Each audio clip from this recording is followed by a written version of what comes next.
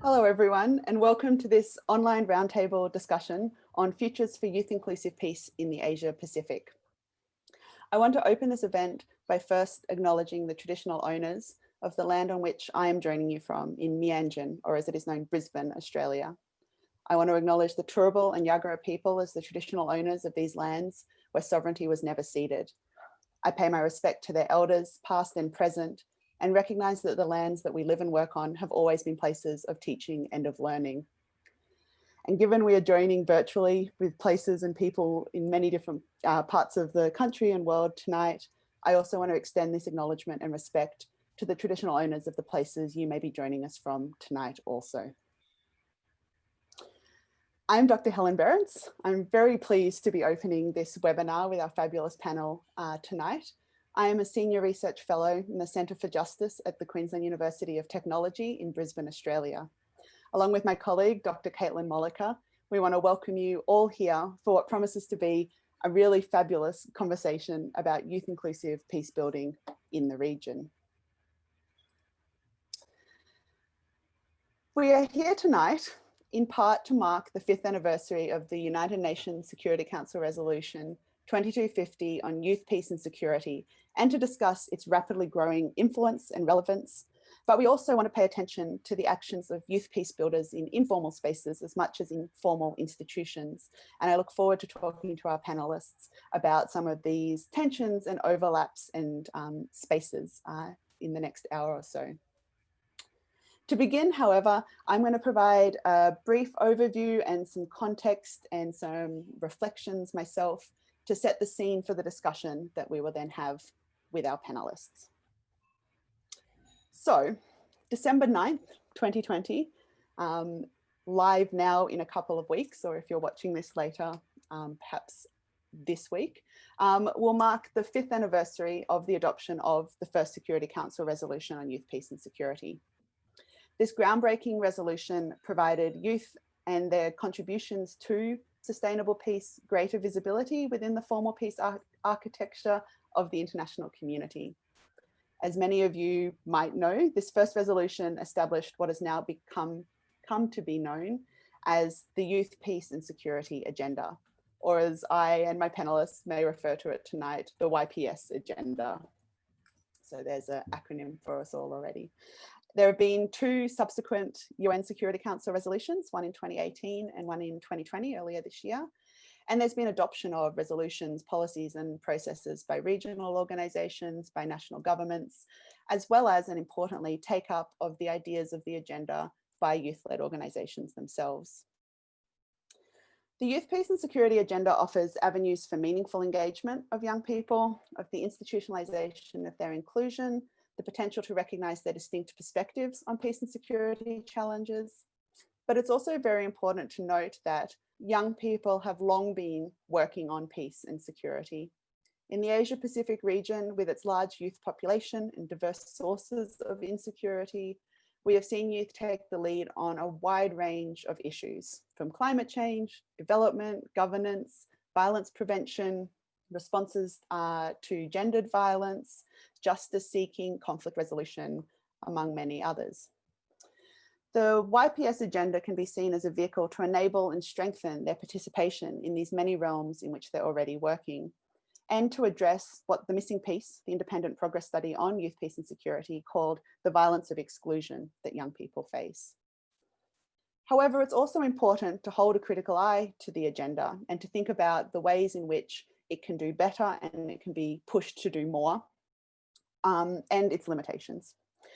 And I just want to highlight here as a starting point for the conversation, 3 key points briefly that have emerged in part from my ongoing work from conversations with youth activists, including some on the panel tonight. And I know that our panelists will expand on some of these ideas also.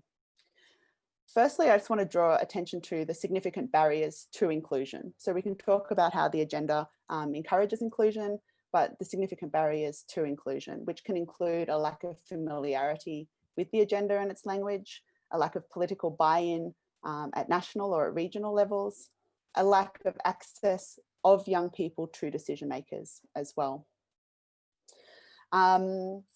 there's been some really great work being done by the UN and other partners, including the United Network of Youth Peace Builders and the Asian Youth Peace Network, doing consultations with young people in the region around the kinds of issues in relation to engagement with the agenda.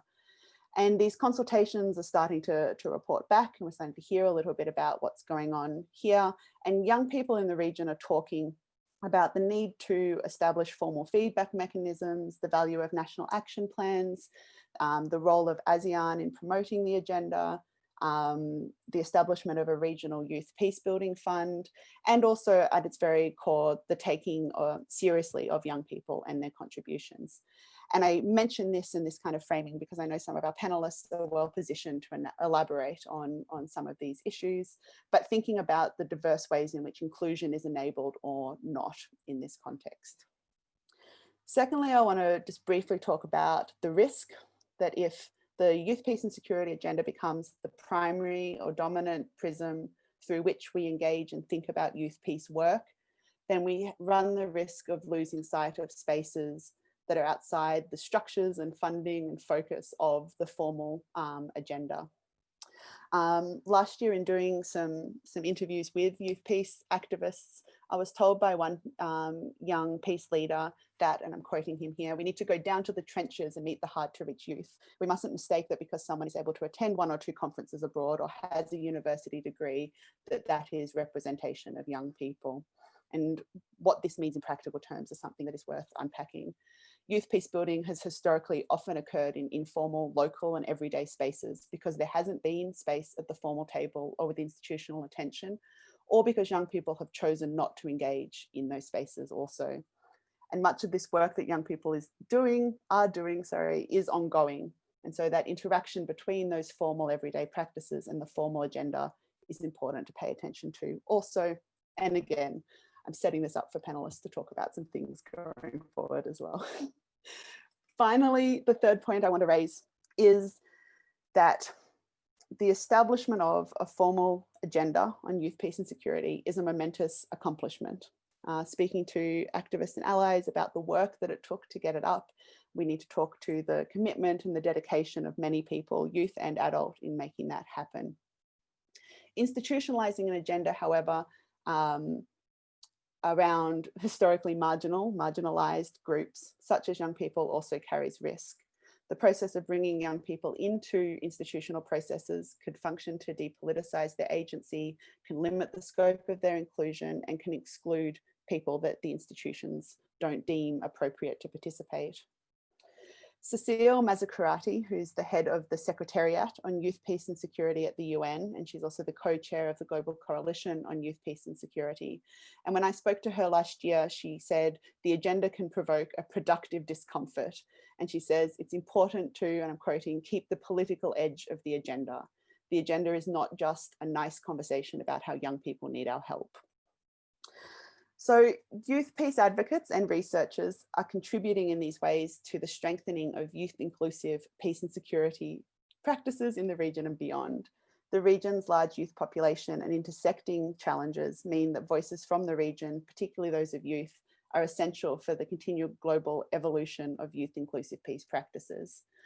I am very excited to have such a brilliant panel with us tonight to reflect on these reflections and to draw on their own rich experience in advocacy and research on futures for youth inclusive peace in the region. I am now going to be quiet and hand over to Caitlin Mollica to introduce our panelists and to kick off our discussion. Thank you, everybody, and thank you to our panelists for joining us. I want to introduce first to you tonight, Erika. Erika is a young woman leader who is passionate about human rights and a strong activist for the youth inclusive agenda. So I'd like Erika to tell us a little bit about the work that you're doing in this space, and particularly focusing in on why you feel making peace and security youth inclusive is an important task. Thank you so much, Caitlin and Helen. Good afternoon, good morning, and good evening, everyone. I'm Erika from the Philippines. So I've started working in the field of humanitarian peace building during my adolescence. So around 16 or 17 years old, back when I was working for the government of the Philippines as an elected councillor. I saw that there really is a need to make sure that all perspectives and voices are heard and taken into consideration, especially in matters that affects our lives. So I've also worked with NGOs and the UN, where I continue to become a strong advocate for youth civic engagement and meaningful participation.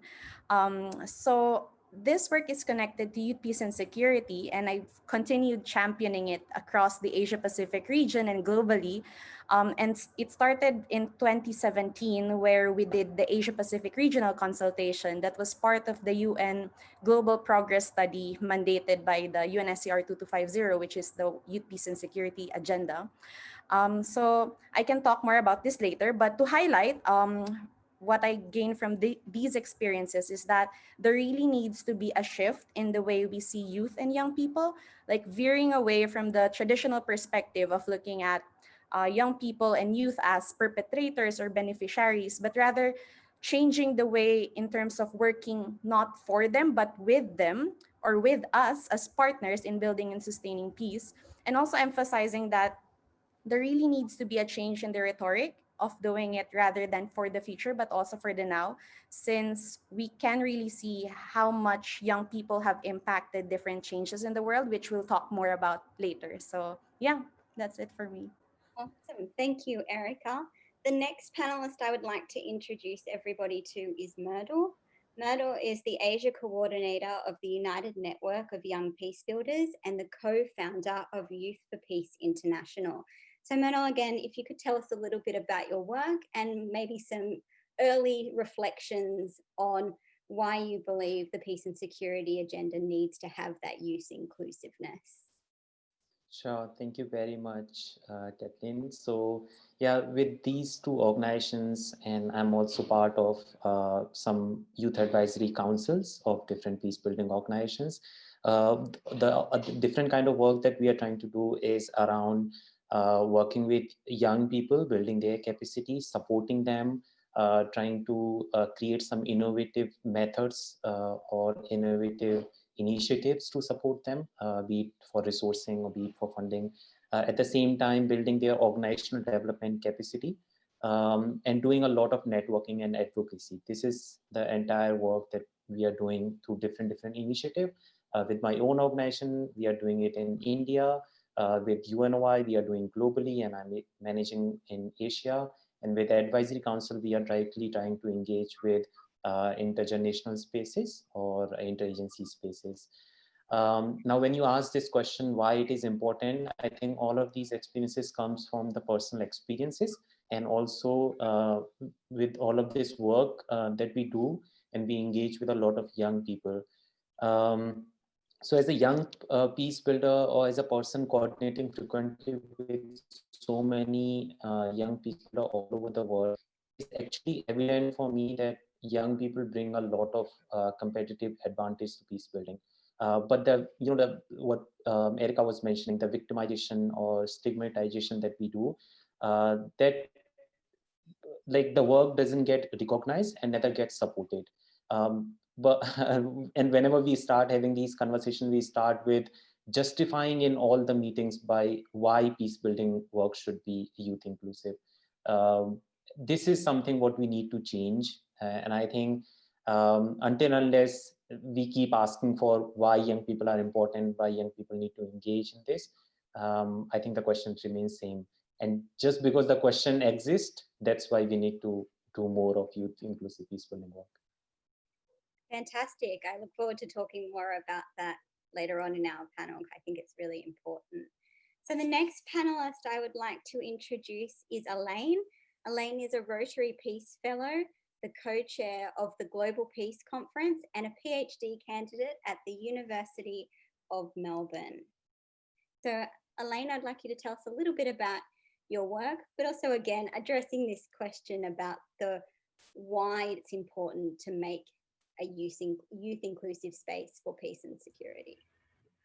Yes, so my work looks at everyday peace building. And when we say everyday peace building, we're talking about the everyday routines that we do life, and saying that actually it's not just in moments of war but in everyday moments, we're building peace and we're also creating opportunities for conflict. So it's not saying that every small thing is insignificant or depending on how it contributes to the YPS agenda, but recognizing that everything has potential. So I'll talk a bit more about my work specifically with food, perhaps later if there's time.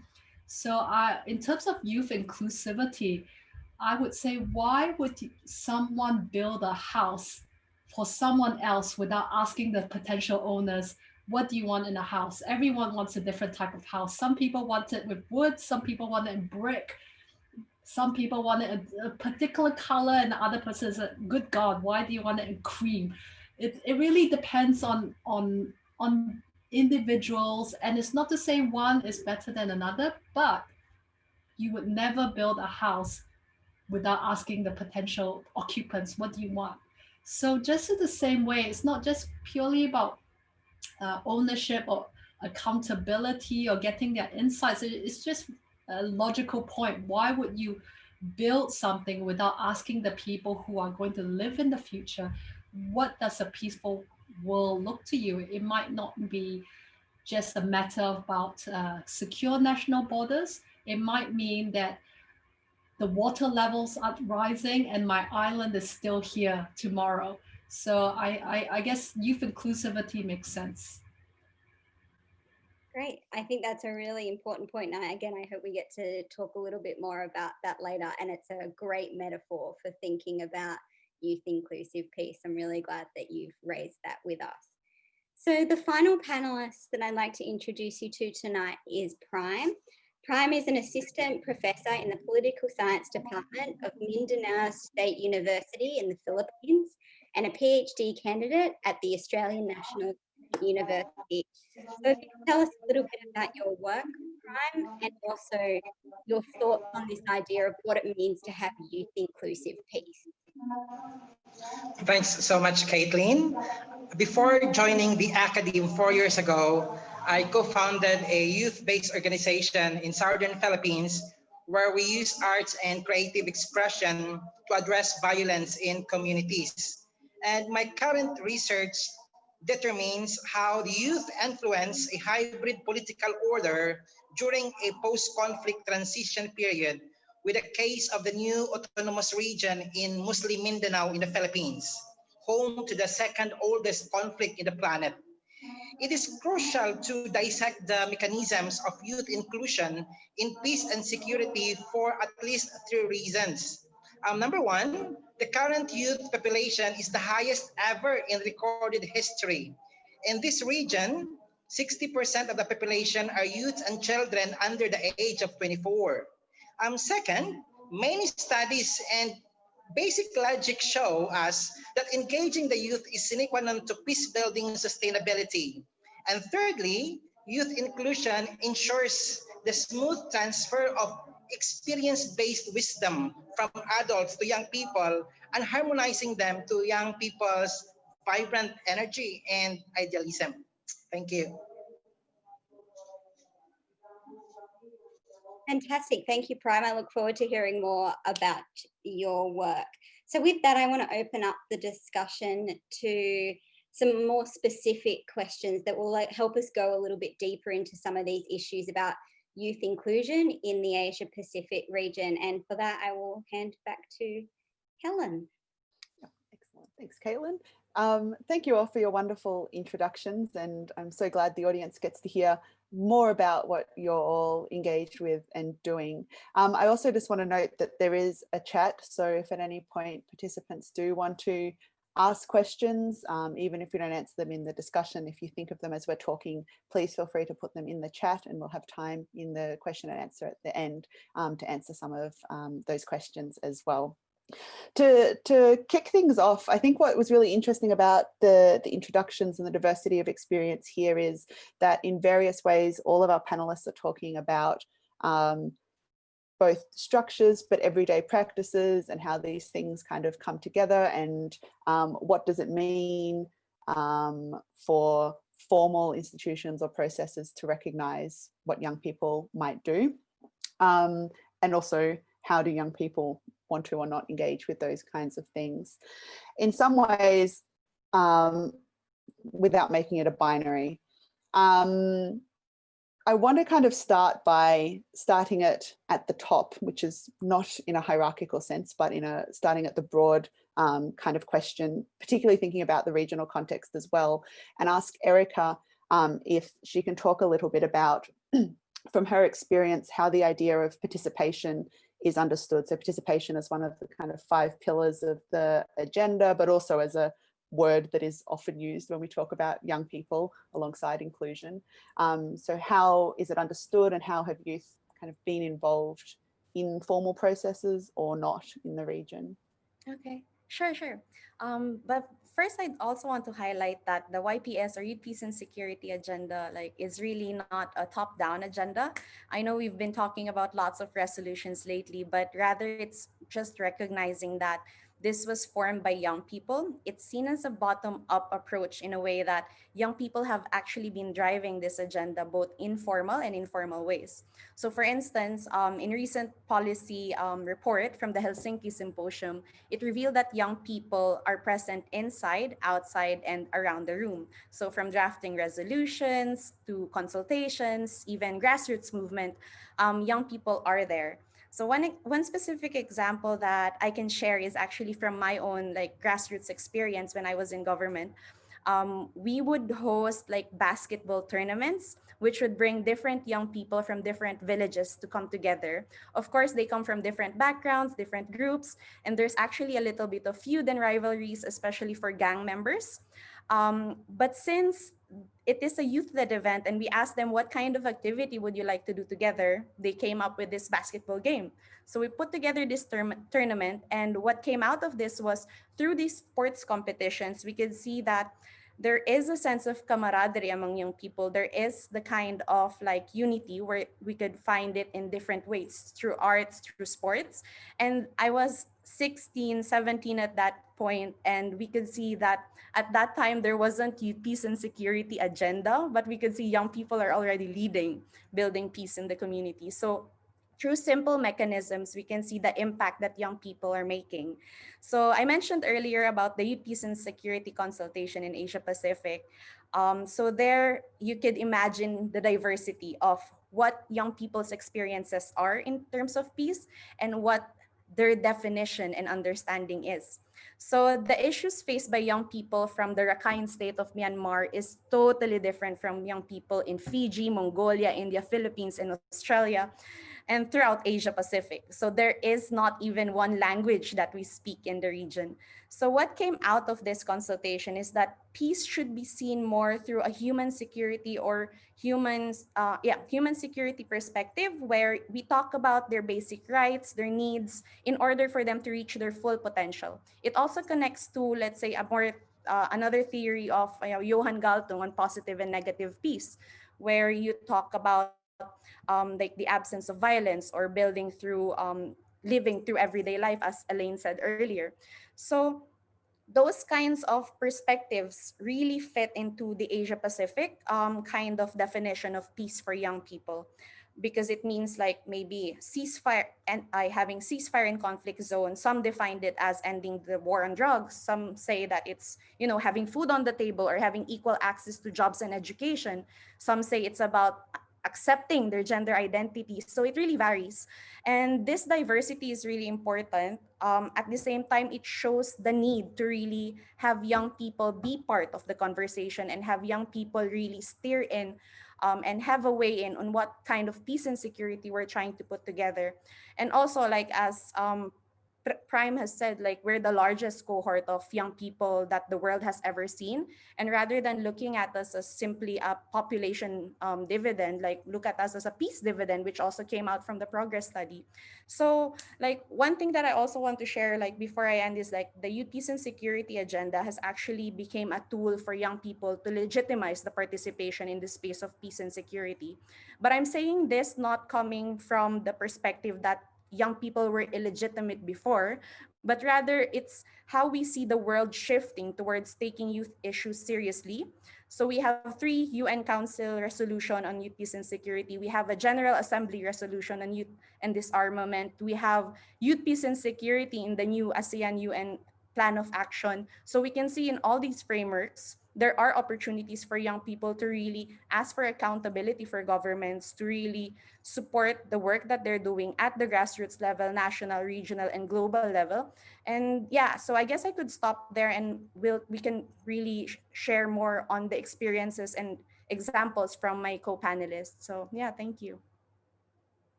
Could I ask you, Mridul, to pick up a little bit on some of those things that Erika's talking about in terms of the experiences of young people and the diversity of experiences and understandings of peace kind of in the region, and in your experience, obviously, as kind of the regional coordinator for a youth peace building network of organizations.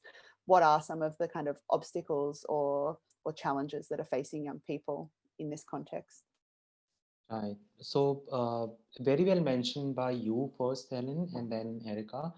I think these points are very crucial, and I can give you a very theoretical perspective also, but those things you can definitely go and read into the Missing Peace report. All of the people, I think they should try to understand how youth peace building work happens. And it's a really inclusive progress study where 4,230 young people from more than 150 countries, I think, contributed over the period of 2 years. But from my personal experiences, I think I will say 3 different kind of things. Let's start with the participation itself. So when we want to talk about participation, I think it is important that young people actually are already doing a lot of peace building work. But for a large population, let's say we want to talk about India. India has almost around 400 million young people. So for such a large population, direct engagements, direct participations are not always possible. So there need to be some representational participation. But that representational participation actually require a lot of consultations and research to understand the priorities or build consensus.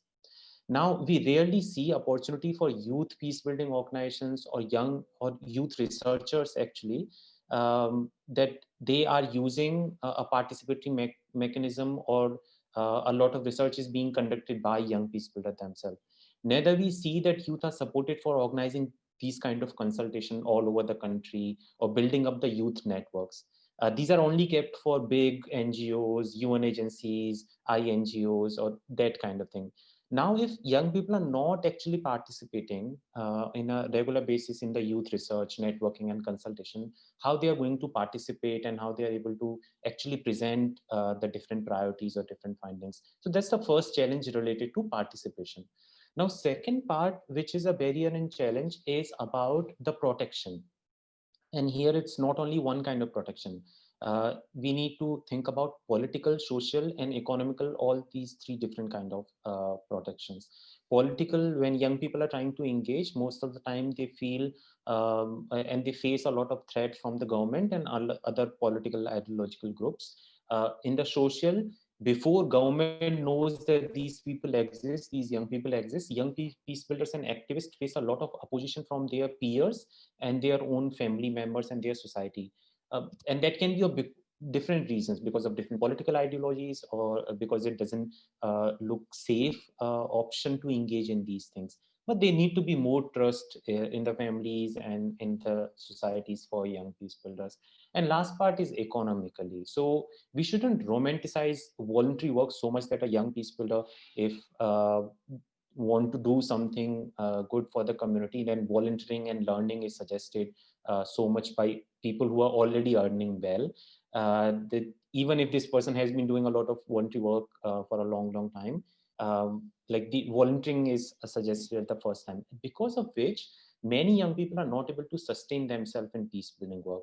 And there is a lot of brain drain happening. So it's not only the brain drain, actually, it's also the potential peace building potential drain, which is actually like when people are not able to contribute and they just like they want to do it voluntary, but they just jump to something else. So both 3 different kind of production.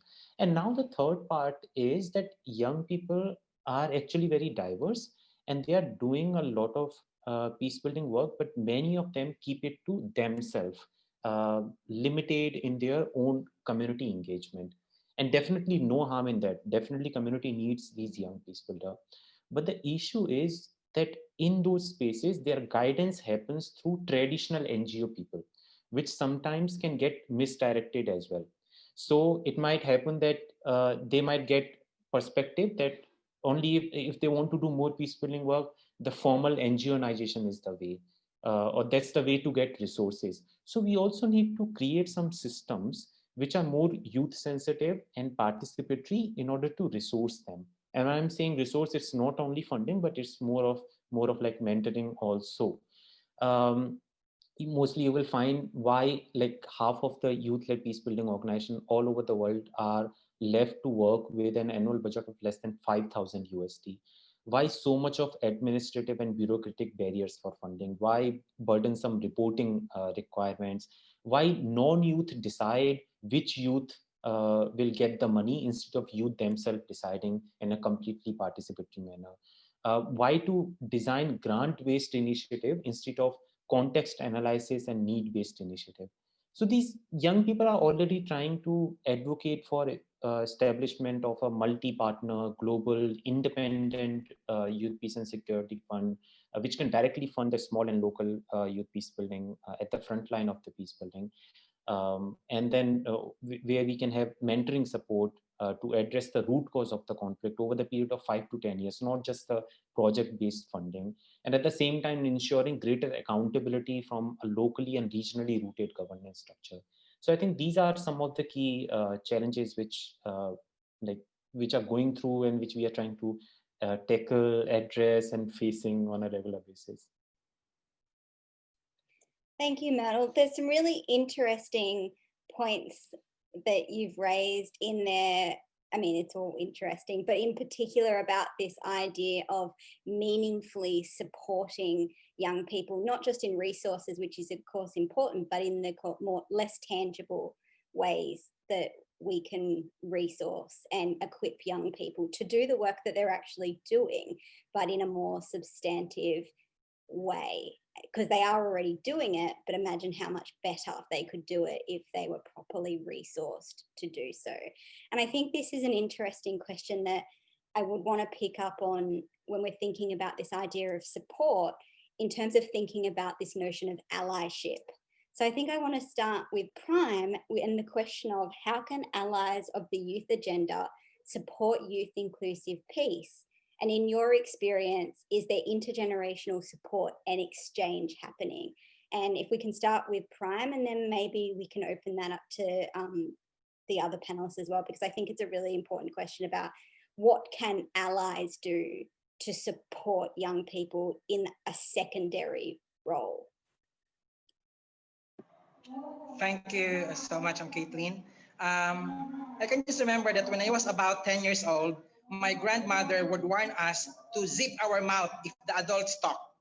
It is also considered disrespectful to look at an adult's eyes and a form of disrespect when you talk back to defend yourself from wrongful accusation. We are even asked to hide in the room if a visitor come in. So how is this being translated in the current peace building space? Are they able to include or hide young people in formal peace building spaces? Are we allowed to talk or not? So with this, let me share 3 points. First, in my review of related studies, intergenerational power dynamics, underestimation by the adults, mistrust of young people are reported in the peace building milieu. There are also cases when youth inclusion is said to be tokenistic. So Kanya Puder, on the other hand, described a case of Liberian youth to have the so-called subaltern agency, which utilizes informal forms of power if only to access formal spaces.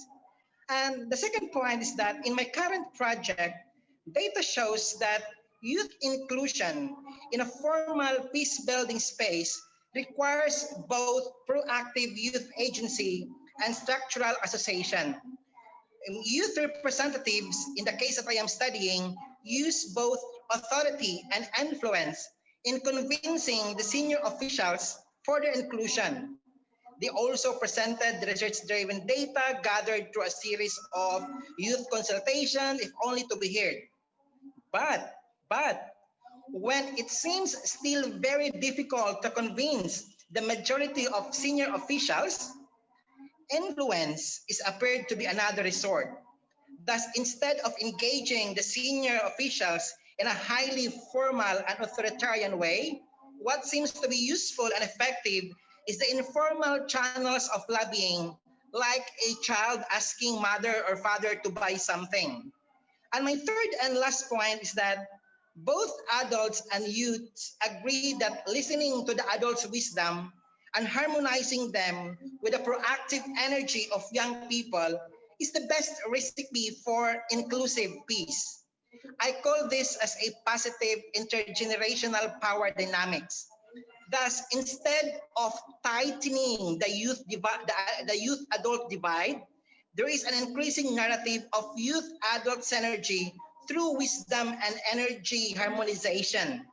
This harmonization is manifested in the new autonomous regions legal framework, wherein the Youth Commission is created recently this year, and as part of the governance bureaucracy.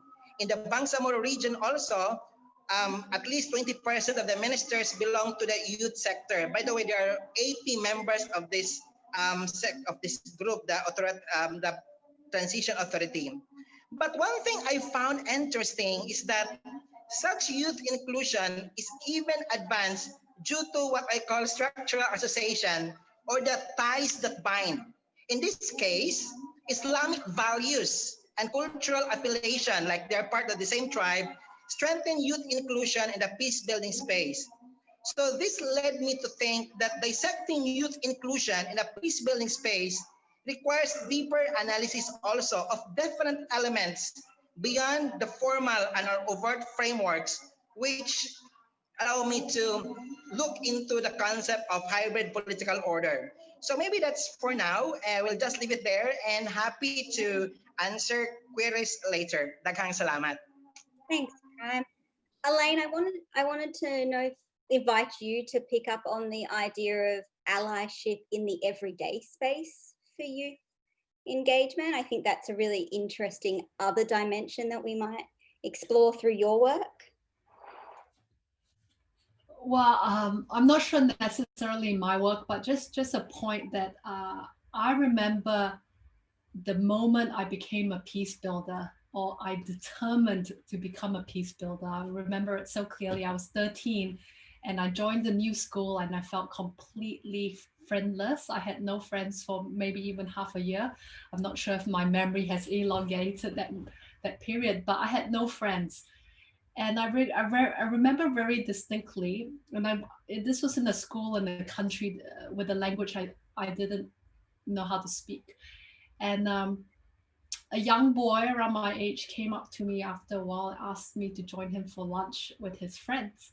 None of them spoke English, and I joined them for lunch, and I was very socially awkward. Those who couldn't speak English, except the one boy, also socially awkward, and we just looked down at our food and we just sat together. But it was always expected that I would have lunch with them every time. And I remember in that moment, my 13-year-old heart, after being so crushed, said, I'm never letting anyone go through that sense of not being wanted or friendless again. I'm going to be the first one. I mean, that nerdy girl coming from across the school saying, who are you? I'm here, welcome. Let me introduce you to some people I think you might get along with. So often the aim wasn't for me to be the best friend, but to recognize that I could help that person find a potentially best friend. So it was this moment. I was a teenager, but clearly I remember I have this role to be a bridge builder. And then over the years as a bridge builder, I think the moments that really taught me to be a better peace builder were not those moments in school or those moments where I was succeeding, but in those moments where I was failing.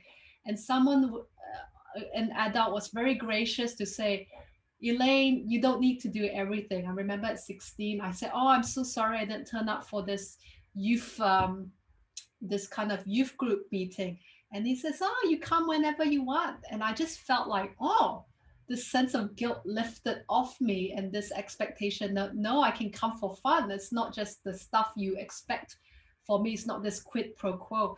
So I guess in my life, I use this anecdote to say the moments that really shaped me were those in personal moments, where adults say, "Elaine, you have what it takes."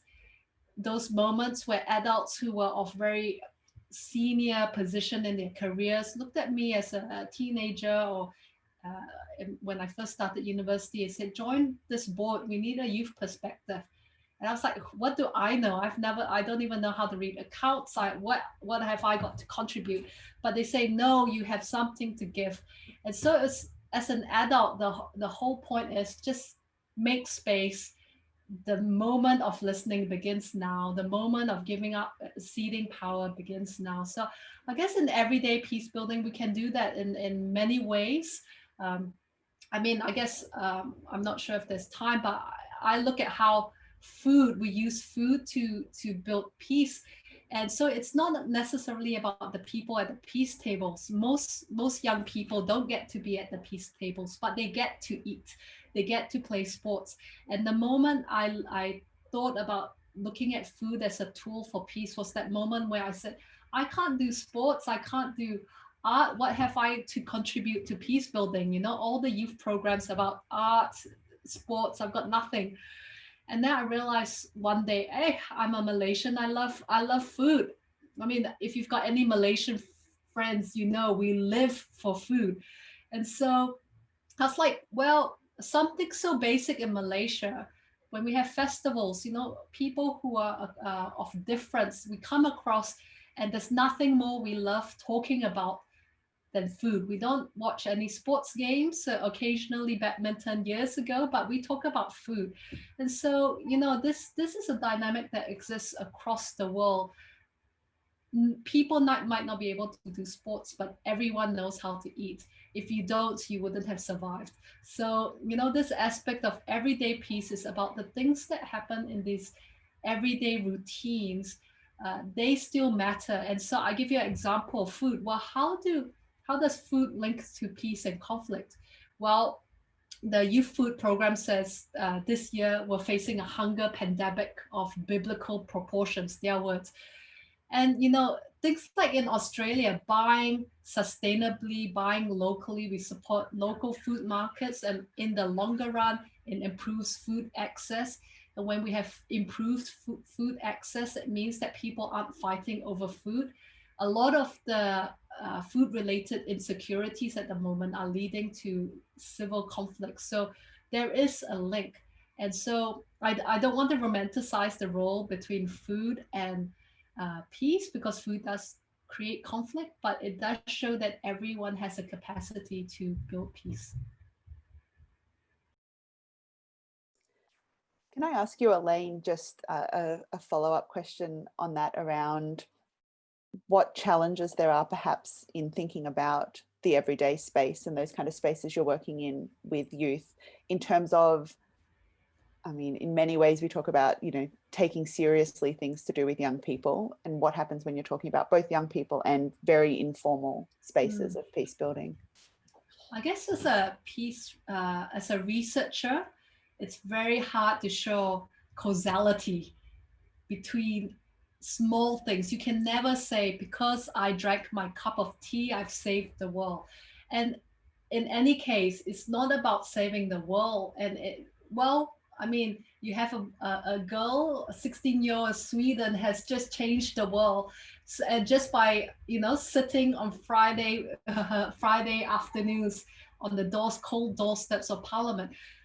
But it is very hard to demonstrate this causality. Nothing is, you can never make these broad sweeping statements.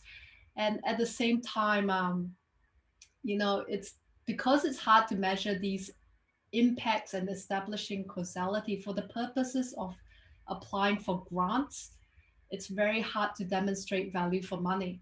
Why would people want to invest thousands of dollars, let's say in Australia, to peace work, when they say, well, there's no violence, That's the step one. You have to say, well, you have to have the conversation. What violences are we having in Australia? And then we move to the second step of, no, this does make a change. Whether it makes a change to the society as a whole is hard to establish, but making a change in these young people, everyone here were young people at one point, and they were changed as young people and are still in this youth space.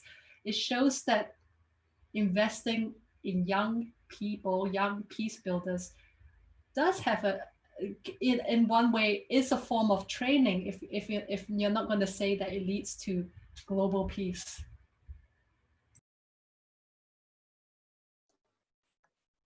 Wonderful, thank you. I think that this is really important, right? We get obsessed with looking at what is measurable and what is evaluatable and things, and not losing sight of these other things that are going on. So I really appreciate your contributions with that, Elaine. I wanted to come off something that Mridul was talking about earlier on around protection in multiple domains when we talk about young people engaging in peace building work. And I know that often when we talk about youth and the implications of protection becomes this thing about putting them in their box and, you know, keeping them safe kind of issues. But there are obviously very serious and real risks that young peace builders face in kind of engaging with their work, and the agenda is formally recognizing it. Young people have been navigating it for forever. And I'm curious, and maybe I'll offer this to Erika first, but then whoever else might be interested in, if we want young people to participate, if we want meaningful inclusion and inclusion that is youth-led in particular ways, can you talk a bit about the risks that youth peace builders face? What's the significance of thinking about protection and what we might do and think in order to ensure that young people can do their work? Yep, definitely. Maybe I'll start by building off from what Prime said, is the culture of like seniority that we have now when it regards to young people, where we simply do not listen. And that also creates the kind of disempowerment to young people as well for not really speaking up. So having that kind of change into a more empowered kind of relationship with young people through that intergenerational dialogue is really important, and is one step into ensuring as well the protection of young people. And from the experiences and the examples that we have now, like what's happening across Asia Pacific, let's say the things that's happened in Hong Kong, in Bangkok, where young people are actually leading kinds of democratic movements in trying to speak up. However, these are always being seen as and demonized as a way of saying that they are troublemakers. The same case that's happening in the Philippines, where young people and university students are actually speaking up to talk about how they feel about certain policies and laws, like the drug war that's happening, or let's say the terrorism bill that just passed. So these kinds of, let's say, policies and systems that are trying to inhibit like basic human rights, not just for, you know, young people, but it's connected to the whole intergenerational kind of democracy that's that's happening, is that young people are being targeted and red tagged into looking at them as the enemy, and looking at young people as, let's say, you're too ambitious and you're too naive and you don't know what's happening in the world yet. So why not just go to school, finish, and, you know, do things after. However, what if they don't have the capacity to really get into education? What if the opportunities are not there? Like, that's the reason why young people are actually speaking up. It's because through their experience they could see that there is inequality that's happening.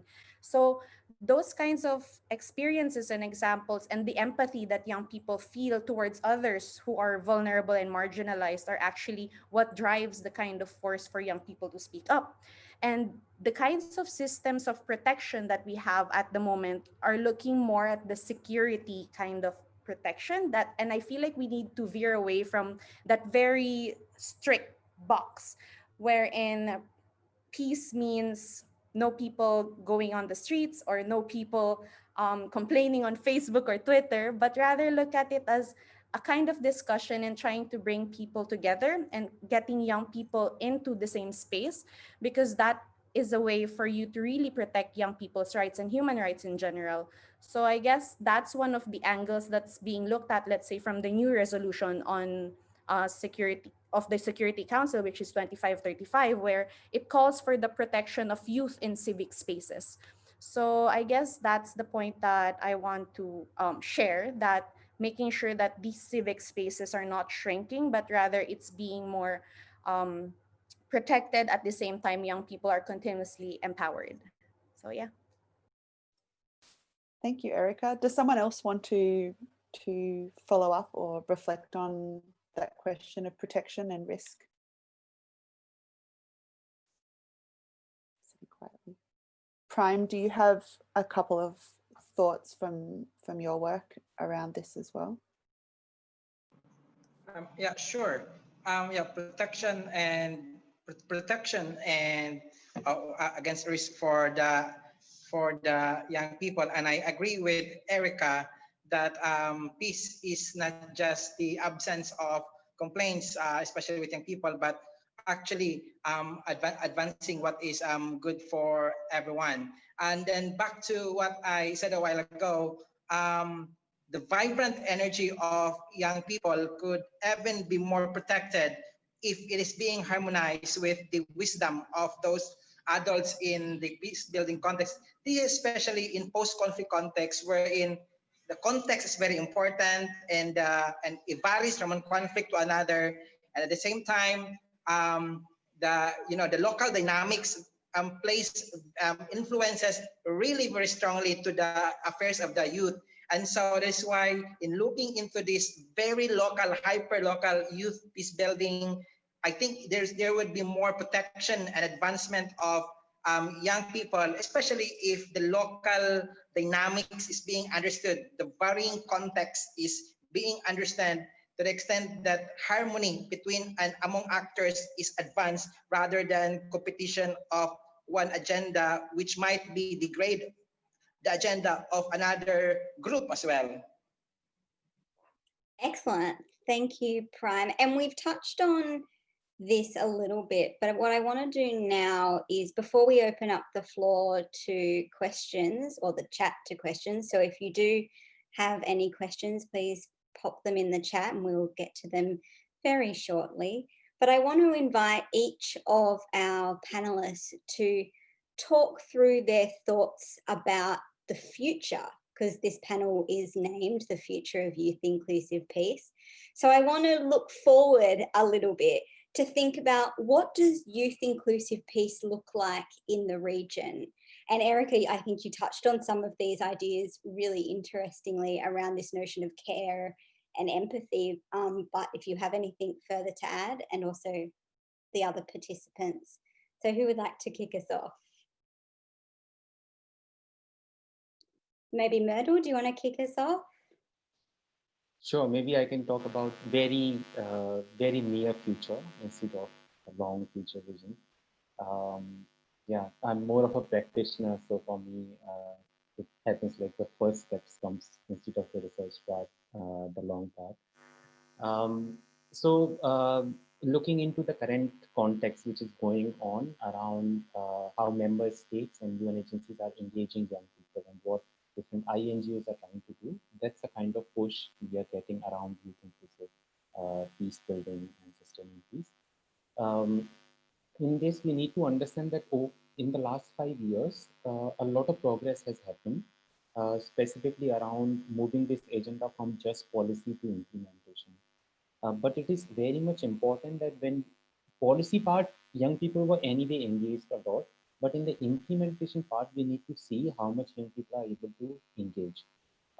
This engagement can be through several ways, where they can be network, coalition building efforts, or policy formation at the state level, at the country level, or it can be monitoring of the implementation effort.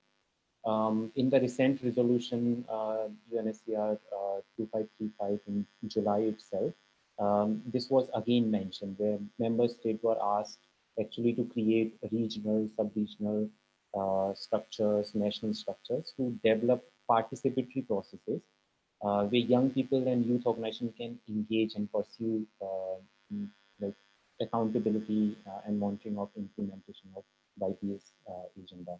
But very less has been doing around it, specifically around ownership of these efforts.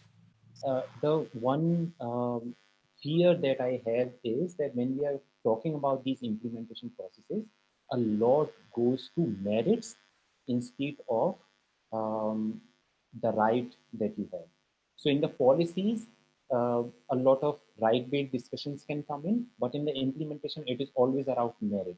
So somebody who can do better, they will be doing the implementation. And because young people are not a specific, so young people is a specific age, you can say age group, but it's a transition period where, let's say, if I am a young person with all the knowledge which I have been able to capture in last 5 years, I will not be young in next few years. So I will not be directly able to engage in the implementation because I'm not a young person when I'm talking about. With other agendas, it's not that issue.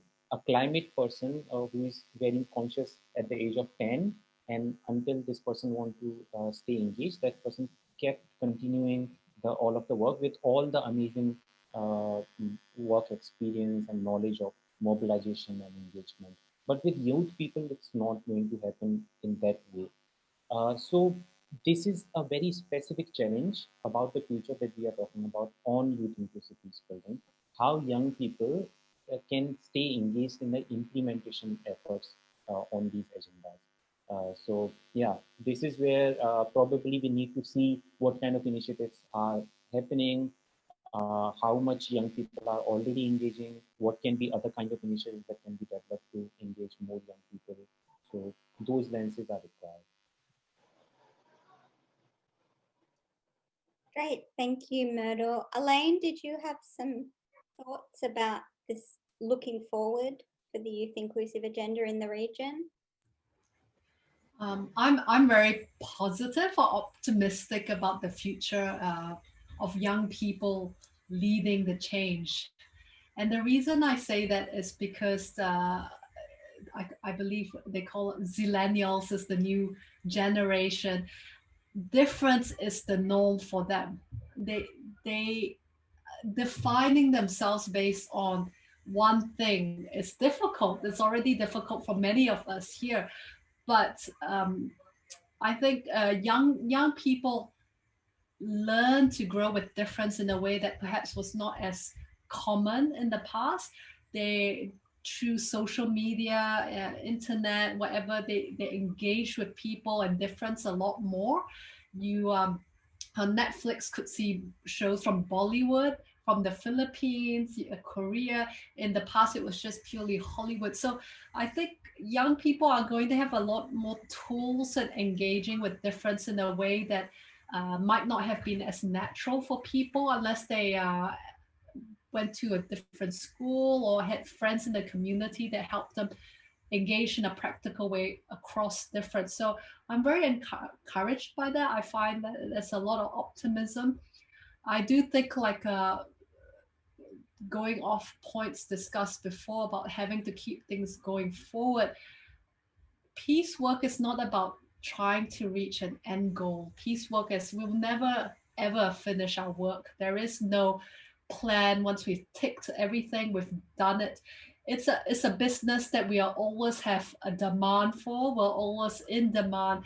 And so we unfortunately will never see the fruit of what we're investing in sometimes in our lifetime, and peace builders are okay with that. They're okay with knowing that they'll do something, they'll never see the fruit of it in the immediate future. But I think for helping young people understand that peace is always moving, and it's not about reaching this fixed plan. It's about acknowledging that we're always moving towards peace, whatever that might be, and that in our plans and our platforms for peace, they need to be adaptable. They need to always change because whatever that peace might be changes with each generation, not even within one generation, even within one generation, sub-generation, or just within the year. So I guess it's peace is a moving feast, and it's okay, and we need to acknowledge that in our programming. I think that's also a really important question, and it kind of goes back to something that Myrtle was saying before about resourcing and supporting, right? We need to find ways to resource and support peace building work that youth do that is adaptable, that does recognise that peace is a movable feat, and that understandings of what it means to do peace are a movable and fluid idea. And so the bureaucratic models need to catch up to that. And that's, I think, one of the key challenges looking forward is how do you do that? Erika, did you want to add anything about this idea of looking forward, particularly for the region? Yeah, same as Elaine. I'm very optimistic about it, especially with everything that's happening now, how young people are really active and like they're not just, taking a seat at the table, they're making their own table and really putting the agenda of creating change in society. So that's really nice to see. And it's really important how we try to make sure that systems are also resilient in a way that they are able to adapt into these different changes. So with that, I feel really positive in terms of how young people are already participating, but at the same time, like the challenge is still there. There's still much more to be done, and like just having all of these kinds of movements that are happening inside, outside, and like informal and formal systems to come together. And I feel like having all of those synergies um, work and harmonizing is really important. And we cannot say that, young people are only here outside or in civil society or only in government, but young people are everywhere. Like we have people working in academe, we have young people who are in governments or in civil society. So young people are everywhere, and we're having that recognition that we are already in that type of system. It's really important as well, because we could see how impactful it is in terms of shaping how peace is being done, how development is being done in society. So yeah. Thanks, Erika. Prime, did you want to share any final reflections before we move on to audience questions? Sure. I just envisioned the future of an inclusive peace as young people engaging with other actors, not just focusing on the youth agenda by youth themselves, but involving and engaging with other actors would mean more inclusive peace, not just today, but also in the future. And especially with the temporal nature of youth as an age category that later on, as what Mridul said, will go and get older. So the being able to mingle peacefully with other actors, especially those also called as margins, other than young people, and engaging with them, I think would mean more meaningful future for inclusive peace. Wonderful. Thank you all for these really excellent reflections and provocations, and I guess pushing us all to think further and do more in these kinds of spaces in more creative kinds of ways. We have several questions coming in. Thank you all to our who are sending them. I might start with a question from Sarah. And Sarah agreed with what Mridul was sharing about the importance of creating systems to support and resource young peace builders that allow for career growth and, as she says, to protect young peace builders from burnout. And her question to the panel is, apart from legitimizing the participation of young people, does the YPS agenda offer guidelines for what this kind of system should be? Mridul, do you want to start, given us kind of framed about your comment, and then others can join? Sure. So, yeah, in very short, no, YPS agenda doesn't provide these guidelines. The most closely which is provided is about protection, not about the support. but about the protection. The support part comes in the participation. So when you want to engage young people, whatever their specific requirements are, try to take care of that. These are some of the recommendations of it. In the response or in the follow-up of these resolutions, the Global Coalition, which is like a coalition of 75 all different kind of peace building entities, which is UN agencies and INGOs, youth-led peace building organizations, research, academicians, all of those. They are trying to work around protection pillar, trying to see protection from the lens of social requirements, economical requirements, protection requirement. But basically, protection is a huge issue. When young people are engaging in peace building work, that's the issue which gets highlighted a lot, and young people face a lot of challenges. With the human rights related work, when young people are engaging in human rights like work of defending human rights violations, as a defender, they still have some kind of support structures with them. There are agencies who are supporting those kind of like human rights defenders. But for the young peace builders, the nuance is not that clear. They are not directly defending sometimes, they are engaging, but it's not in the lens of always human rights. It's also sometimes about democracy. It's also about something else. So that kind of structure is something that the coalitions, one of the working group is trying to create, but more around support is definitely required. Ingrid asked a broad question for us around how we might kind of tackle or respond to these kind of enduring stereotypes and assumptions around young people as troublemakers or immature, and how they might impact the way in which young people do engage in peace building. Perhaps Prime or Elaine, did you want to start with this question? Sure. I think young people should really prove it to them that not just with words, but act on them. The narrative that young are troublemakers is one of the most popular narrative, especially in conflict area. And I guess holding the microphone to tell the universe that the youth are not troublemakers is not enough. That indeed there is the need for young people to really advance their youth peace building agency and put it in reality, and so that the narrative of being troublemakers will be replaced with the narratives of being peace builders. And it is really very a difficult process, but with doing it by little, flooding the social media with the work that do, then that one way we'll be able to transform the narrative of being of youth as troublemakers. And it is really very sad having this narrative not only in especially in literature, also in practice, and like everywhere. And there's a need for us to really counter this narrative, and not just by words, but really putting this into action so that it's real. It will become real. I think it's important to remind people that not everyone is a troublemaker, and not just because you're a peace builder doesn't mean you don't have capacity for violence. It goes both ways. And so it's important to recognize that young people are human, and human beings are complicated, right? And the way to do that, I think, is to do it through the way in the ways peace builders do their work, through dialogue.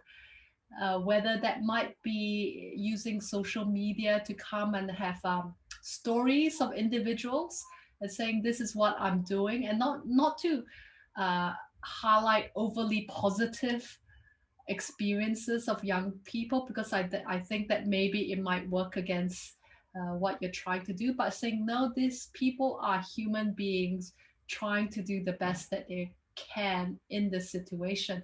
So using stories, doing dialogues with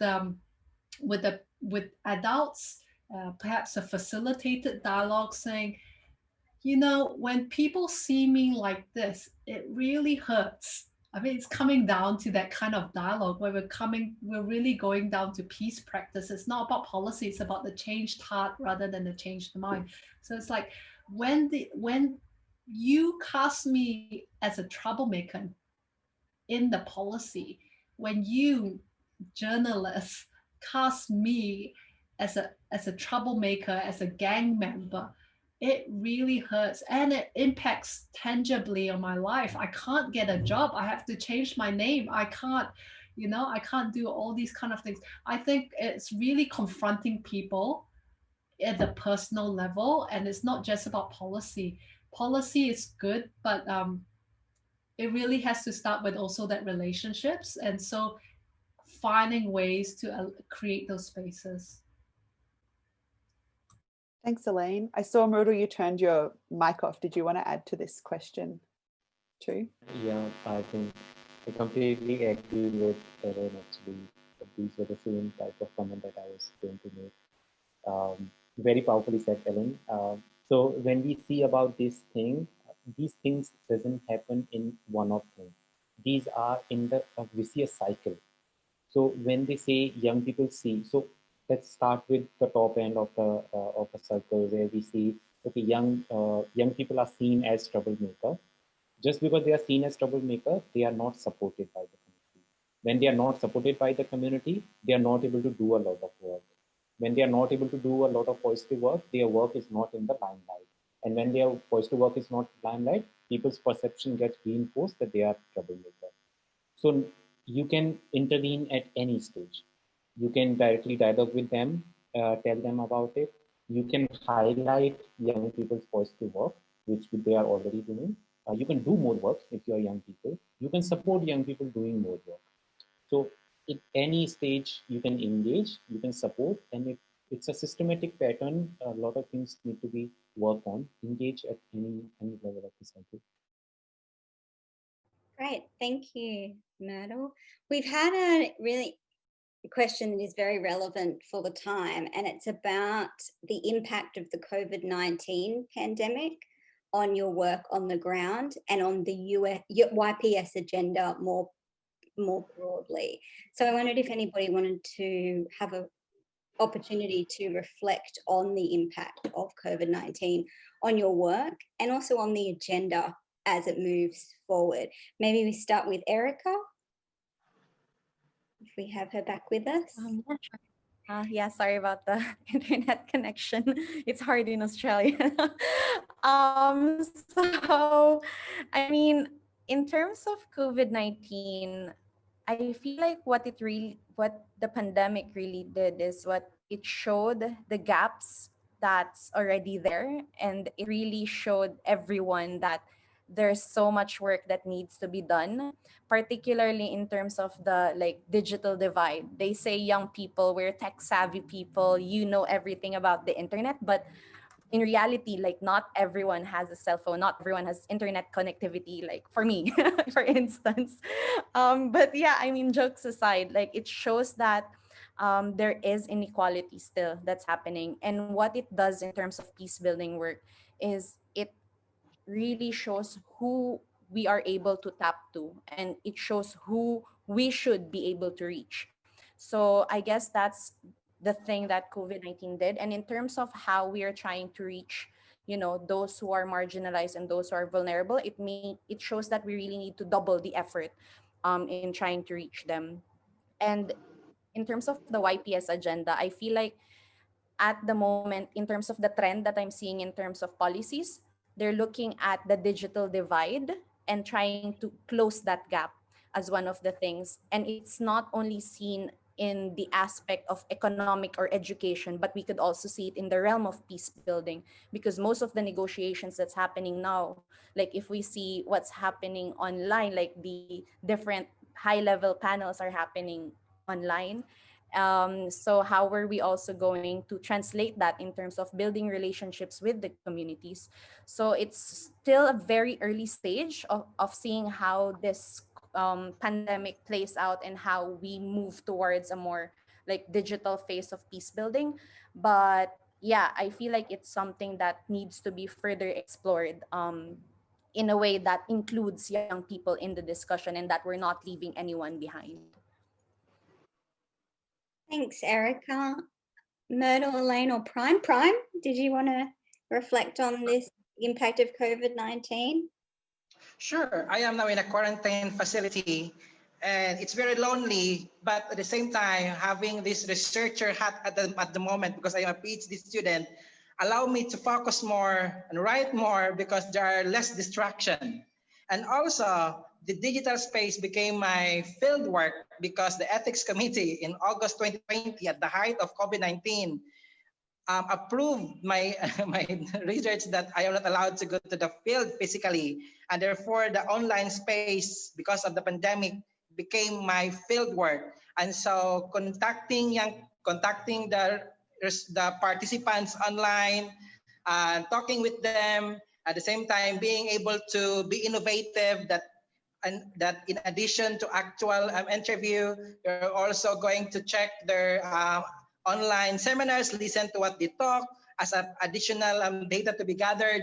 And so the pandemic really changed the way the methodology of a research does. But at the same time, even before the pandemic, many of the researchers are being, because of the existing conflict and security issues, at the same time, the gender issues, the current way of doing research with the internet became the normal way. And at the same time, it shunned us from going to the field where sometimes there are security issues, at the same time, the gender issues. And for instance, as a young male engaging in close contact with female participants from a cultural group might be considered, might have some cultural consideration, but doing it here online with the COVID restrictions then make things more possible. But yeah, things continue to go despite the current pandemic, and this is indeed a test of agency of young people being engaged in the peace work. I think there's two really interesting points there between both what Prime and Erika have been saying about, for young peace builders and this work of youth inclusion, COVID-19 and the kind of necessity of the digital space has both created opportunities whilst at the same time revealing vulnerabilities. And one of the things to think about as we move forward is, how do we navigate the between those two spaces of creating vulnerability, creating opportunities and revealing vulnerabilities. Mridul, did you want to add something? Yeah, very quickly, 4 different points on this. One is some of the actors have started using this space for more of authoritarian practices, extrajudicial measures, which is very difficult for young peace builders. That's how it is affecting. Second is our access to the community has been reduced. But at the same time, because of a lot of online engagement, in some ways, this physical space which has been created turned into visual space, it's not working very well for mental health. That is the second impact that we are having. Third is definitely in the follow-up of this, funding is going to divert from peace building to some other priorities, which is health is definitely important, but this field which was anyway very less funded, there are going to be more issues in future. And the last point is, even without COVID-19 or even with COVID-19 or in the follow-up of COVID-19, the situation remains peace building situations are same. We are having the same kind of exclusion of young people or the diversity or the gender related issues, any of those issues. Those are not going to get resolved with COVID vaccine. So that those are same. It's just like every conversation is getting influenced with COVID. I personally believe it should not be that much, because it's just taking over to a lot of existing issues which are surviving with us for so many long time. Elaine, did you want to answer the question in relation to COVID, or shall we move on to the next one? Just basically COVID, it's ironic because COVID-19 has turned everything upside down. Suddenly being young is in, because being old means you're at risk of, catching the virus. But it also means that young people it's now young people are demanding more from their government, because these things that people have talked about, these inequalities that have come to the fore, the government has to justify why they're making these decisions now. And young people, out of for pragmatic reasons, are more engaged because it's a matter of jobs for them, it's a matter of getting food. And so they're demanding more from their government, and also officials are having to prove that they are there for a reason, and have legitimate power that young people want them to lead. So I think things have changed. Excellent, thank you. Thank you all for those reflections, and really interesting kind of showing the diversity of the kinds of challenges and opportunities, I guess, that the present moment is presenting us. We have a question from Septrin about who the young people are who are participating that we are talking about. So Septrin says, we keep talking about young people participating, but he's interested in, based on your work and where you're engaged, who are the young people that you're working with, to ask the question, how inclusive is youth inclusive peace that we're talking about? Does someone want to start with us? Prime, do you want to talk a bit about the young people you're both researching with and are engaged in the advocacy with in the Philippines? Yeah, sure. In the current research in the Bangsamoro region, I am engaging with young people who are members of the Transition Authority, and these young people belong to the age bracket of up to 40 years old, which is unique to the Bangsamoro region, because in other contexts the usual is up to 24 years old, but in this region they consider up to 40 years old as young people. And Septrin's question is really very interesting to delve into, like, what's their profile, like what's their background. And then there is one interesting trend, I think, based on my current data, is that these people are those with first-hand experience to violence, or are sons and daughters of people who have first-hand experience to violence, are either having family members who were killed in previous confrontation with in their area. And so their first-hand experience to violence, being able to experience it, make them engage to peace building. Mridul, I guess you are the network coordinator for the region. So in terms of the groups in which you're talking to, there's quite a diversity. Can you talk a little bit about who the young peace builders are, and perhaps who you are reaching or where you're not, and what that means for the work you do? Sure. So yeah, I'm not understanding the question really well. Is it about the young peace builders, or is it about young peace builders who are engaging in peace building processes? Because these are two different participant groups, sometimes not the same. Young peace builders are as diverse as young people that we have in the world. And their ways of engagement are also very diverse. It's not just one way of engagement. And there are so many examples which I can give you.